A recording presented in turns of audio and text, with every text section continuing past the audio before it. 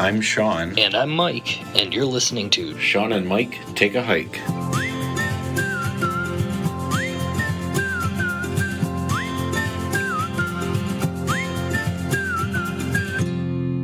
Welcome to another episode of Shawn and Mike Take a Hike. What are we going to talk about today, Shawn? So today, I guess I don't know what I'm going to call it, but today I thought we could talk about basically what the options are for charging the gadgets that we take. We've talked about on a couple of the other episodes that you and I are kind of gadget people and we like our electronics. Right. But so I had somebody reach out and ask, like, okay, you talk about taking all these electronics, like, what are you doing to charge them all the time? Which was, I thought, was a fairly valid question. Right. Yeah, I mean, like, everybody has a phone, and most people have, like, some kind of a smartwatch or, like, a smart pedometer type thing. Right, fitness tracker. So there's two devices right there. And we mentioned in the last episode, like some kind of a flashlight or headlamp or whatever, or lantern, We've talked about our portable speaker. Yep. So, I mean, they're all things that, if they're rechargeable, typically they're a little bit lighter weight if they're rechargeable, rather than having to take, like 4D batteries. But right. Well, and that's one of the things. I mean, so that's you're getting a little bit ahead of where I was at so far, because that's actually kind of one of my things, though. But that is one of the things that I recommend, and the general internet seems to be of the same consensus as. For all these things, like rechargeable batteries are pretty much the way to go, especially anything you can get a lithium ion or whatever they're called, like those good rechargeable batteries. It's not the rechargeable batteries from when you and I were kids, like right, that were junk. Like there's actual good rechargeable batteries out there now. Right. Yep. So, I mean, you mentioned start to kick it off your phones or your watches or whatever. Well, I guess I'll ask you. How do you want to kick this one off? Well, I thought let's talk about how you and I actually do it. Okay. And then we can get into some of the other things that we know are options, but are not necessarily the way we do it. But I thought we could kind of go about it that way, right? Okay. So, Mike, what do you take to recharge your stuff? And then I'll go over what I take to recharge my stuff. Okay. My lantern, as we mentioned in our little comfort episode, my lantern is solar. So that I charge it at home. You can charge it on USB. So I charge it at home before we go. So it's got a full charge. And then the little bit of juice that you actually drain overnight or whatever, that gets recharged a bit by the sun and everything, and I've never had to plug it back in. The one that I have is new, so we'll see how it goes this time. But but that's one thing, is like if you can find something that can help you. Get especially when you're in the woods, isn't going to be the fastest charging. Yeah, but it helps. Every little bit helps when you can get it. And a lot of the smaller devices that are solar. They're actually not that expensive, and they're actually pretty durable and nice. So I really enjoyed the solar stuff. But I take a power bank. The one that I have is one of the first ones I ever bought. And it's just regular USB-A. So you charge it on micro USB.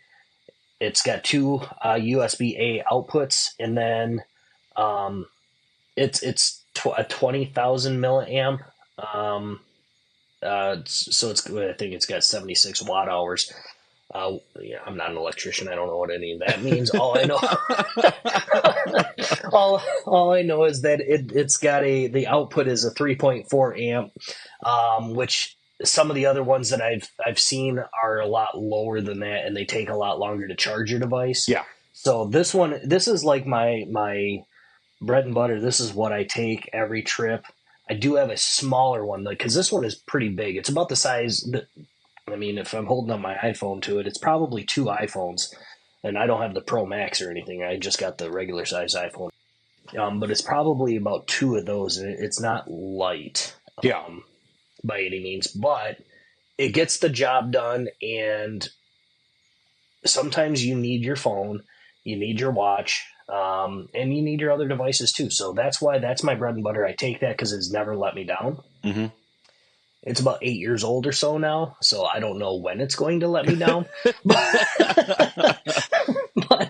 but that's the one. I do have another one that's only a 10,000 milliamp. It's got USB A, it's got USB C, it's got micro USB, it's got all sorts of different things on it. So this one, we talked before we hit record. I'm probably going to use it on our shorter trips because it is half the power, amp hours, but it's this one is only a 2.1 amp output rather than the 3.4. So, or what did I say? Yeah, 3.4. So it is a little bit less powerful. It'll take longer to charge. So those are things when you're looking at your power banks, to keep in mind of how much it can actually hold and how much you're actually going to get out per amp hour or whatever they want to call it. So, I'll be honest with you, I don't worry about that so much. I worry more about, well, I definitely worry about how big the battery is, and we'll get into in a second here what battery I take. Okay. I definitely get concerned about that. The output for how fast it's charging things, I don't worry so much about that because, like most people, I'm generally speaking charging things at night. That's true. That's true. That's a good point. I don't need it to be that fast. I don't want to say I don't care what the output is, but I don't mind if it takes a couple hours or 4 hours or 6 hours to charge my whole phone back up because I'm going to be sleeping anyway. Like, I don't know. If anything were to happen and your battery were drained in the middle of the day and you needed a quick charge, though, that's a different situation. But again, something that charges a little bit slower, I guess, to play devil's advocate on my own rebuttal, is you would have enough charge to make a phone call or to look up something while it's still charging. So I guess you'd have that. So, yeah. Okay, fair enough. I'll take my seat. Okay. So, I mean, I guess if I can maybe just piggyback on what you were saying. So, like you mentioned with your lantern or whatever, you charge it at home before you go. Yeah. The other thing that you and I both do without even necessarily being conscious that we're doing it is we're pretty much charging our phones in the vehicle the entire way to go camping, too. Oh, yeah. So, like, we start out with, not necessarily with our watches, because I don't think either one of us takes our watch off in the truck to charge it, but we both charge our phones on the way. So, like, we're setting off with a full battery. With full battery, yeah. Right. So, I mean, that's like tips and trick number one. I know these days, a lot of vehicles we have iPhones, so there's like wireless CarPlay where you wouldn't necessarily need to have your phone plugged in to be using your GPS to get to that place or whatever. But if you're going to be out on the trail, my tip and trick is pay attention to that. Start out with a fresh battery. Especially depending on where you're going. If you're driving a couple hours or whatever, you're probably using GPS because you're not familiar with where you're headed per se. So that's going to drain your battery too. So make sure you got it charged up before you hit the trail. But then all your other things too, like you were saying, you charge your lantern up before we leave home. I charge my headlamp up before we leave home. My other backup light that I take, which I'll get into in a second, get that fully charged before I leave home. Like all of my electronics, I am making sure before we even set out that they're fully charged. So that's the first tip, which I don't know, maybe you don't need to mention it, but I don't think it hurts to mention it. And then like you, I take a external battery pack phone charger thing. So the one I have is even a little bit bigger than yours. It's a 30,000 milliamp. But mine has a flashlight built into it too. So that's like the backup flashlight that I take. So like when I'm in my tent, you always talk about you have your lantern. I don't have a lantern. I have this battery pack. It comes with, it's got a bright LED flashlight on it. Even brighter than like your phone flashlight. Like it's got two big, not big, but relatively speaking, big light bulbs or LEDs in it that it turns on and it's pretty bright and it's adjustable up or down and all that sort of stuff. But then the other thing that mine has, the battery pack itself on the back of it has a solar panel. Yeah. So I don't know who listening does or doesn't have experience with solar panels. I'll be honest, I really didn't know a damn thing about solar panels when I bought this battery pack, but I'm like, oh, cool, it's got a solar panel, so you can charge it while you're out on the trail. Which is true, but also kind of not true. So I've learned a little bit more about that since having it. At least this cheap one that I have. Maybe some expensive ones are different, although I can't imagine they're that different. It's really, the solar panel is basically enough for like an emergency, but you could leave it sitting out in the sun all day and it's not going to recharge the entire pack. Right, you probably have to leave it out for like a month. You'd have to leave it out for who knows how long. I used to leave it sitting, when I'm at my house, I leave it sitting on the windowsill with the solar panel facing up so that it can maintain a charge, but I've never tried to charge it from empty to full, so I don't know exactly how long it would take. Right. But everything that I'm reading in all the reviews and stuff for this battery pack that I have specifically, they all say, do not rely on the solar panel to charge all of your devices for all of the things, because it's never gonna. Well, and let's be honest, if you're taking a battery pack to recharge your devices, you're not doing it right if you are just relying on the solar to charge it day one for your first night. If you didn't charge it at home, like, you make sure your battery packs have a full charge before you leave home. Like, even if you don't charge your phone in the truck on the way to your spot or whatever, make sure your battery packs are charged. Yeah. So that you can get the full, you can get everything out of them. Like, I've never drained mine fully, but it's possible. I mean, longer trips or whatever. So, but, and then to go back to what you were saying though, about, like, you were talking about the outputs on yours, right? Like, yours is a would you say a 3.4 or something? Mm-hmm. Mine says it's a 2.1. I don't really know what that means. I'll be honest with you. Like, I know bigger means faster. I don't really know beyond that. Like, none of it kind of really makes a lot of sense to me. But one thing, mine has multiple ports for charging. So you mentioned that with yours too. So does mine. So I have multiple devices that I want to charge simultaneously. So I purposefully got one that had enough outputs on it where I can plug a cord into it for my phone. I can plug a cord into it for my watch. I can charge both at the same time at night. Yep. Yeah, same. Mine has the multiples. Like I said, though, mine is old enough, though, to where it's just it's USB-A is what they call it, but it's the original blocky USB port. Right. It's what everybody thinks of when they think of USB. It's like the normal rectangular. It's not the USB-C, which I think they skipped over the USB-B because that would just be redundant. USB-B.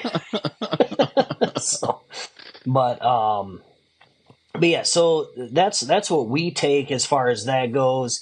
I mean, if you want to get more into the solar stuff, you can get like solar inverters and like things like that kind of harness. They just pull in and then they charge like a battery that way. But that's a much bigger solar panel. That's a better solar panel than what. Yeah, right. It's a better solar panel. It's a bigger solar panel. Right. A heavier solar panel. So one thing that I found, they actually make a backpacking solar panel. Have you seen that? The one that actually clips to. So it's kind of I don't want to say it's bendy, but like it's in panels so that it almost kind of conforms to the shape of your backpack. Interesting. It doesn't. Full disclosure, I'm not an electrician. I don't understand how some of this works. But so it's this panel that you drape over the back of your backpack. It kind of clips to the actual pack itself. And then it's got I'm going to call it a charging cord, but I'm not sure that that's the right term. It's got like a cord that comes off it that you can plug into something. So you could then use that to either plug your phone directly into it, or your watch, or your headlamp, or whatever it is that you're trying to charge. Or, in my understanding, theoretically, you could plug it into your battery pack to then charge your battery pack while you're out on the hike. The downsides with that, from the reviews that I read, the thing actually works pretty darn good. Fairly good output, charges things pretty decently, much better than the cheap solar panel that's on the battery pack that I take. But the problems are you going to be in the sun? And then even if you were theoretically not in the woods and out in the sun, like, is the sun even out, right? So those are factors that I don't know. I don't know if I feel comfortable relying on that. Just on solar. Well, especially in Michigan, where like we have a low percentage of sunny days. Yeah. Like, so if you're out in Arizona, solar might be perfect. Maybe. Like, could be. Yeah, that could be the way to go. We're not experienced with Arizona hiking. Or we talked the other day about, like, there's those hikers that do the go out, find a spot to set up camp, and then do day hikes radiating out from that camp. Well, if your camp is in a quote-unquote sunny spot, does it make sense to have this solar panel, and then once you're there, set it up at camp? I don't know. Maybe it does, maybe it doesn't.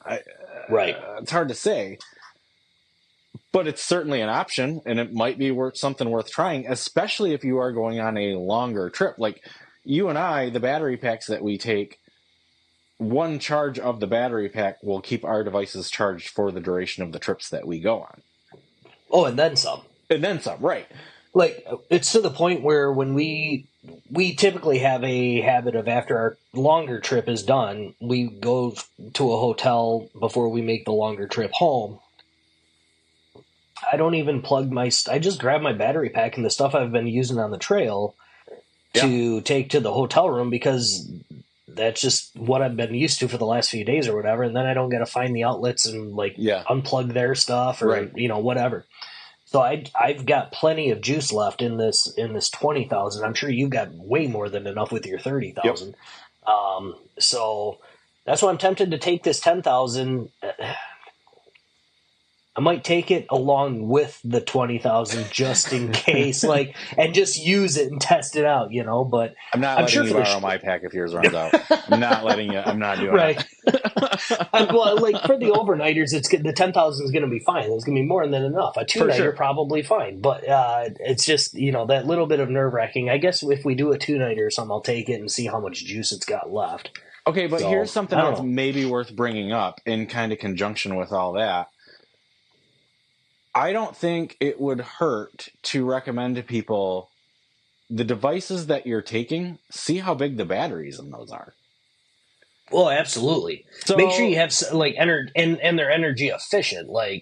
You're just not just because you have the device on, it's not dying in 30 minutes. Right. So I know there's all these Samsung phones, right, where they're you only got to charge this every 3 days, or, people always brag about how big the batteries are. Well, maybe figure out how big that battery actually is, so you know how big of a battery pack that you need to take with you to recharge it would be.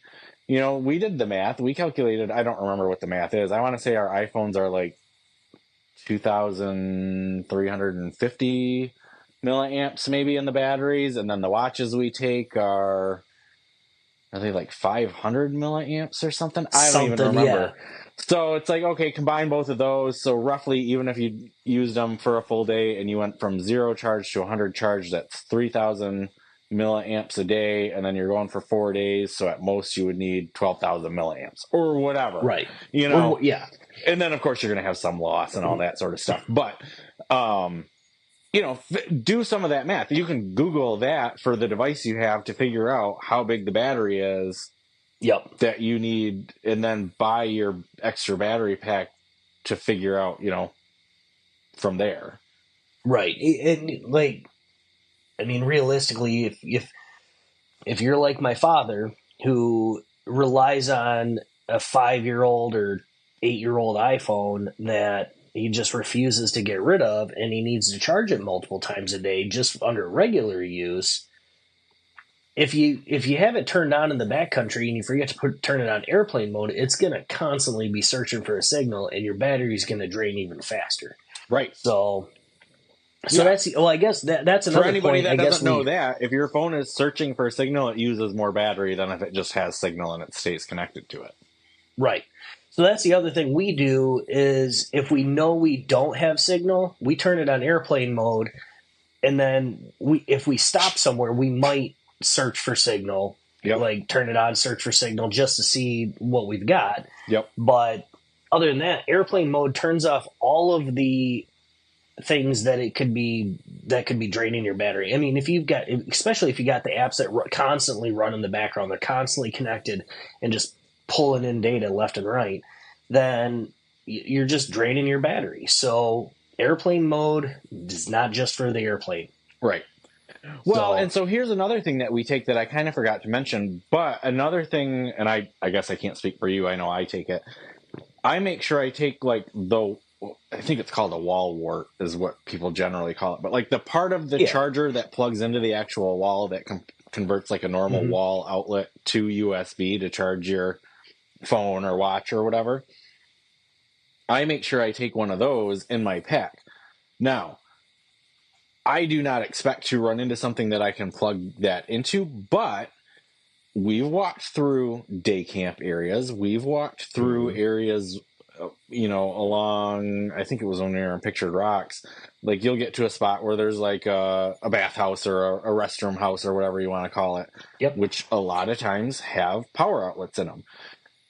Is it skirting the system a little bit because you're not paying for that electricity? Yes, it is a little bit. So I'm not saying do that, but if your battery pack is dead and you need to charge your phone for some reason, if you come across somewhere that has a readily accessible power outlet, stop for 20 minutes and charge your phone up or whatever. And then just do your due diligence when you re-register or whatever, get the passport fee or pay for the passport, or you make a campground reservation or whatever, pay the extra $1 for the donation or whatever, pay it back. Right.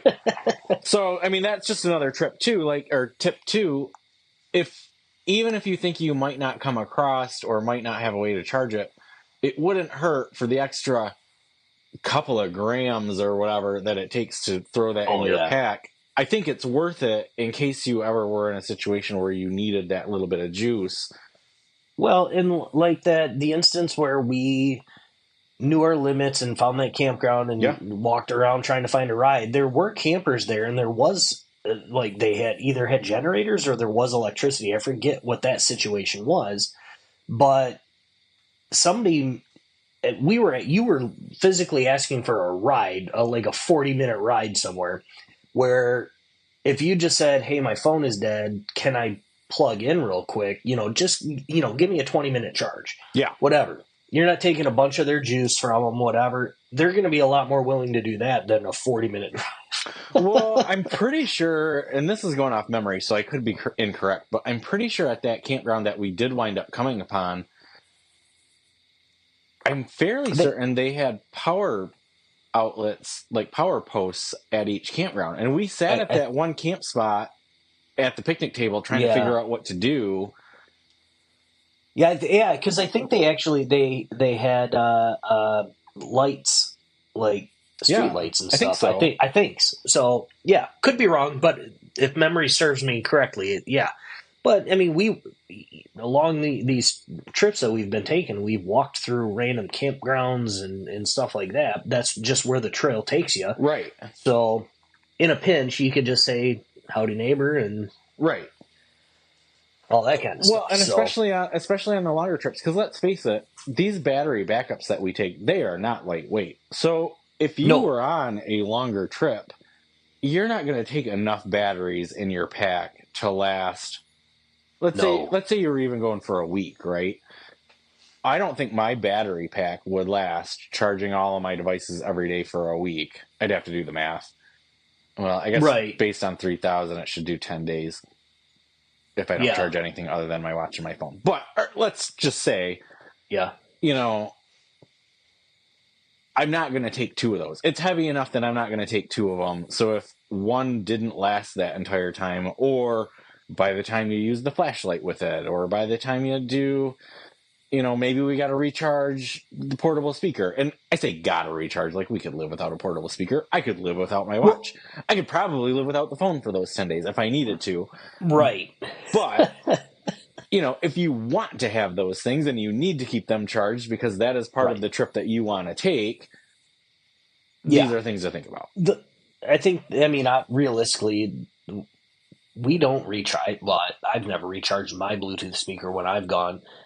But we've never drained it. We don't play music from sun up to sundown. It's not like we're draining 80% of the battery in a day. Like we might burn 10% of the battery of the speaker itself in a night. Right. So we've never had to actually recharge the speaker. So like with now doing this podcast and everything, and we are going to start now that hiking season is going to be back in full swing in Michigan here.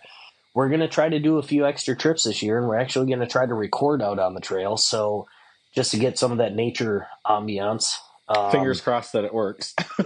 Fingers crossed that it works. That'll be our version of a live podcast, I guess. Live from the trail. Right. So, Tales from the Trail. There you go. Yeah. But yeah, so your AirPods are going to be another thing to worry about, but those also don't drain all that quickly either. They don't drain all that quickly. Plus, the case has an extra battery. I mean, I think we'll be fine. Oh yeah. I forget that the case charges them too. Yeah. So yeah. But anyway, so I mean, that was a long-winded version of the story. But solar chargers are an option. Right. The other option that I came across, this came up a lot while I was looking on the internet with like how people charge things. I'm kind of hesitant to even mention it, although it was a very common thing that people said, so I'm going to mention it anyway.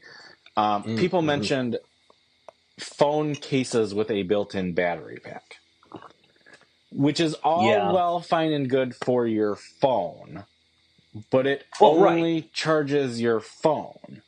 Right. Unless it somehow is some kind of a MagSafe, blah, blah, blah, reverse MagSafe or whatever, so you can magnet, like your AirPods will do that, but not a lot of other devices don't have that technology. Well, have that, but like think of like your lantern. Your lantern's not going to reverse MagSafe to get charged. Well, theoretically, your lantern has a solar panel on it. I get that, but like, let's say it's a headlamp, right? Okay, so you're not going to be able to recharge your headlamp off the back of your wireless charging on your phone somehow.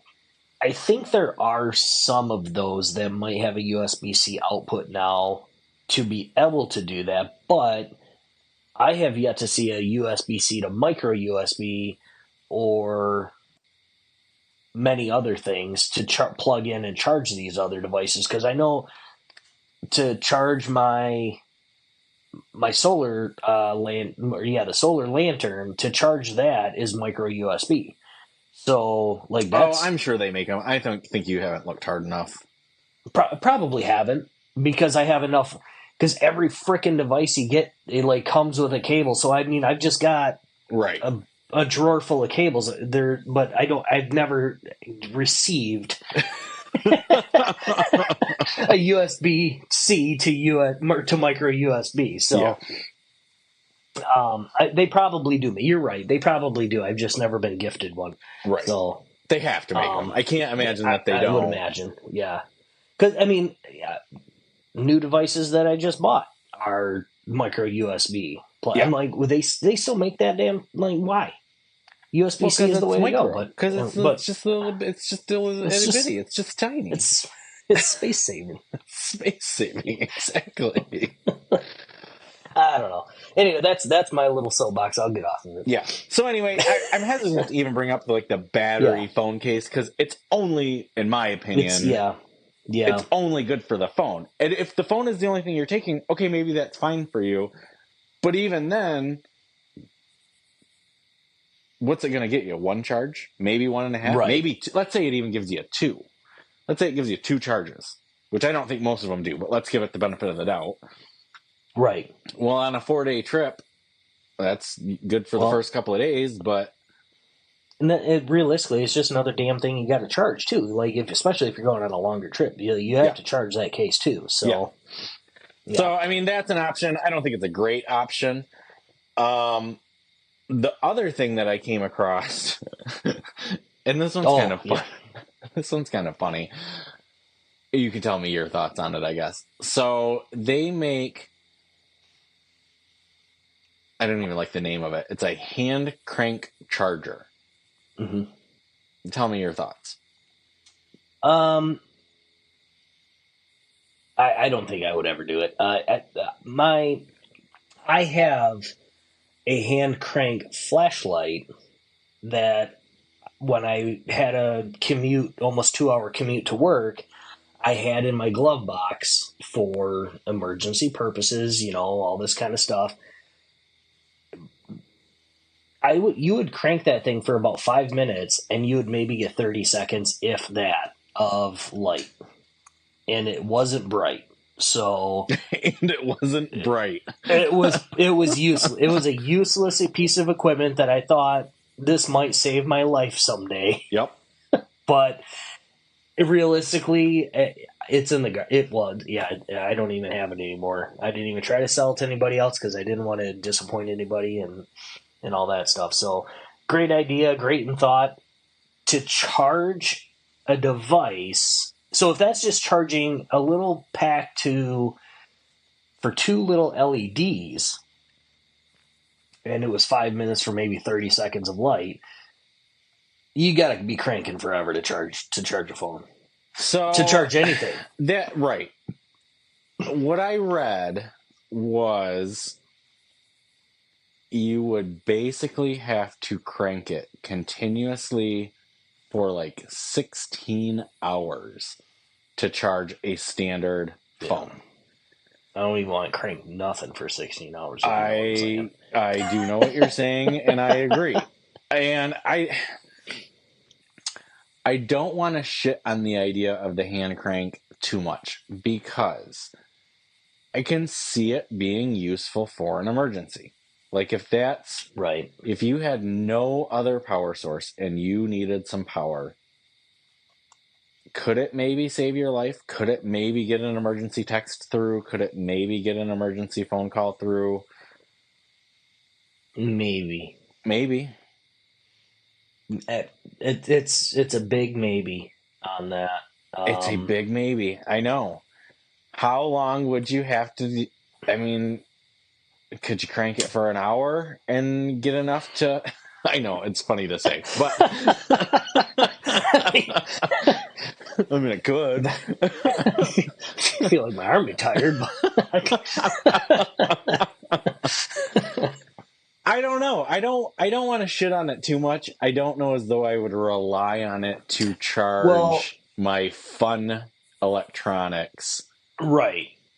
I'm definitely not taking that as my sole method of recharging my devices.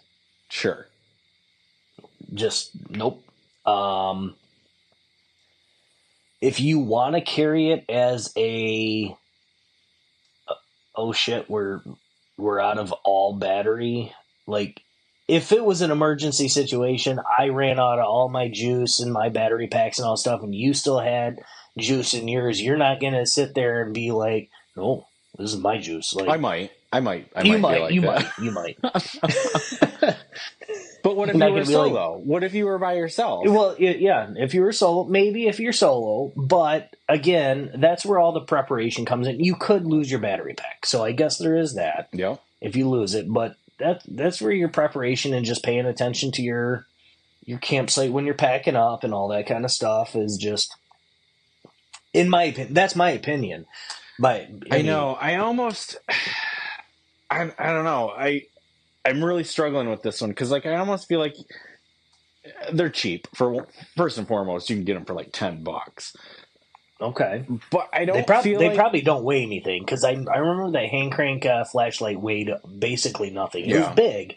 It was bigger than my battery packs, but it weighed nothing. I just don't think I would rely on it. I don't think I would. I like the idea. I like the thought that you can make your own electricity. kind of, sort of. Yep. I'm not sure I'd rely on it. I mean, maybe you catch a squirrel or a chipmunk and tie a rope to it, and then like you make it run around and do all that, and get slave squirrels. I mean, because I guess what's your emergency too? Like, if you're in an emergency where you have 2 hours to sit there and crank this thing to get enough juice to make a phone call, I don't know. Well, but also if your emergency is like you've got a bad laceration on your arm from something, whatever, now you can't crank it. Yeah. So I don't know. Like if this is a method you use, which realistically we are a beginner podcast for beginners and all that stuff. So I really don't know that many people that listen to this would use that method. But if you do, or somebody that do, or had it recommended to you, let us know, because I'm curious. Like, I just don't see it being a real feasible option. But they make them for a reason. They sell them for a reason, so they're an option for a reason. I mean, maybe there's something that I'm just not getting about it, or maybe what I'm reading on like how long it would take to crank it before being useful. I don't know. Maybe I'm not saying crank. I don't know what else to call it. Wind it. You wind it up. Wind it up. So I don't know. Like if you have an opposing viewpoint or like an alternative thought process behind it, let me know. Like, I'm open to being corrected. Yeah, right. I just I don't know. I think we found the title to our episode. Wind it up. No, crank it. Crank it. Oh boy. So, to get away from cranking it, one other thing, I mean, I kind of mentioned, like, turn off unused features and things like that in my research that I did. That's going back to the turn your Bluetooth, not Bluetooth, but turn your airplane mode on.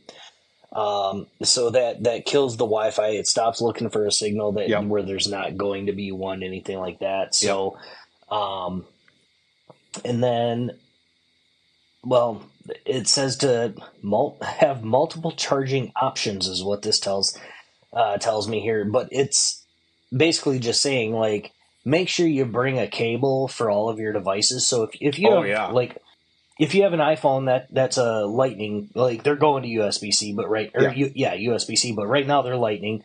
So actually, no, I think my mother-in-law's is actually USB-C. I could be wrong. Anyway, so you got your Lightning cable, then you got your Apple Watch cable, then you got to have your micro USB cable for anything else, right? And then if something takes USB-C, like your AirPods, so you make sure you take a cable for everything that you could potentially need to charge. Yeah. So and again, need to is kind of like a stretch too, right? Like, I mean, realistically, you and I are gadget people. I want the little map that shows where I hiked. I want to know what my elevation gain was. That's if something went wrong in if I forgot to charge my battery pack, or the port quit, or what, the cord snapped in half. Okay, mostly not that big of a deal. Right. Don't take 4 cords just in case something happens. Yeah, we're typically not in an emergency situation. We're together, so even if mine didn't work, hopefully yours still would. We have that luxury where you and I are usually together. If you're a solo, maybe pack an extra cable, at least for the phone. Well, yeah. For the important stuff. Or your GPS beacon or whatever it is that you're taking. Maybe take an extra something for that just to be on the safe side. If you're going with like a duo or a group, as long as one person's is working, shouldn't that be good enough? Right. So, realistically, the last thing that's on my list that I have here is something that I didn't really even know existed until I did this research. But there are power management apps you can put on your phone. Oh. So you can install these on your phone, and it monitors your battery usage. It tells you which apps are draining your batteries. It tells you But it lets you like optimize so you can like have it turn those apps off at certain times of the day if you don't want to drain your battery and all that kind of stuff. Okay. So instead of the airplane mode, if you want it to search for a signal, just in case you like, if you're in an emergency situation, you're like, I need to find signal. You obviously don't want airplane mode on. Right. So you could have this power management app saying, okay, we're going to turn everything else off and just look for signal. I like that. I didn't know that was a thing. I had no idea either until I was looking into this. So that might be something I'm going to look more into and see if we can find an app or two that we might recommend in the future. Yeah. That's a good idea. If you're a power management app company and you want to sponsor the podcast. Still looking for sponsors. Still looking. That's funny. But yeah, so I mean, again, do your own research. You know what devices you have. You know what devices are a necessity to you. You know which devices are just an add-on. Like, I don't need it, but I want it. They're a luxury. So know how to charge them. Know what it takes to charge them. Battery packs these days are. Well, I mean, there are some really, really nice ones that are really, really expensive. I think I got mine at a glorified thrift store, right? Type of a deal. I maybe paid $15-$20 for mine, but that was 8 years ago too. So I got mine on Amazon. Like, it's a no brand, nothing special, cheap one. You know, look into it. Make sure you've got enough juice to get you through what you need. And I mean, if you got questions on it, or like we might be able to share with you how to do the math and all that kind of stuff. If you can't figure it out on the Googles, then just hit us up. Yeah, we're here. We're just doing this to try to make it easier to get people started. Yep. If we've lost that. Vision in our past, I don't know, 10 or 20 episodes. I don't even know how many we've done now. I think this is like 21 or 22. Okay. We're getting up there. Yep. So. Yeah, that's all I have on my list. Did you have any other things? No, I don't have anything else related to this, but we did receive a note from a listener about the luxuries or the creature comforts, whatever you labeled that, trail comforts. And he mentioned that one thing we didn't mention is that he takes is a handsaw, a foldable handsaw. The one he recommended was a F-180, Silky F-180, I believe is what it was called. And I looked it up, and it's only half a pound. A little bit bulky, not too bad, but you need a little bit length on the blade to really get through it. But he mentioned that it really saves them a lot with breaking up firewood, or if you find a little bit bigger of a log that you can't break by your knees or your legs or anything like that, then you can cut through it pretty quick, and it just saves you a lot of work on your firewood. So yeah, I think that's a great idea. That was a recommendation, and I think I might buy one. I looked it up; they're not that bad price wise, and. Might give it a go for one of our trips coming up and just see how we like it. Definitely appreciate it. We're going to look into that. We might actually get one based off that recommendation. Right. So. Right. Yeah, I already looked it up. I found it, and I might be buying it tonight. Awesome. Well, as usual, if anybody has any questions, comments, or concerns, or feedback in general about anything we've said on this or any of our episodes, you can reach us by email at shawnmikehike@gmail.com. We're on all the major socials at Shawn Mike Hike. We're on all the major podcast apps. Please rate, review, and subscribe wherever you're listening to this. We certainly appreciate it. If there's any episode you found especially helpful and you're trying to get somebody into backpacking with you, feel free to share an episode with a friend. That's all I got. Yeah, if there's any episodes you want to hear any information about, anything like that, questions you have, send them our way. We would be happy to research and tackle or just share our knowledge on that. And I guess go take a hike. Yeah, go take a hike. We'll see you guys in a couple weeks. Yep, see you.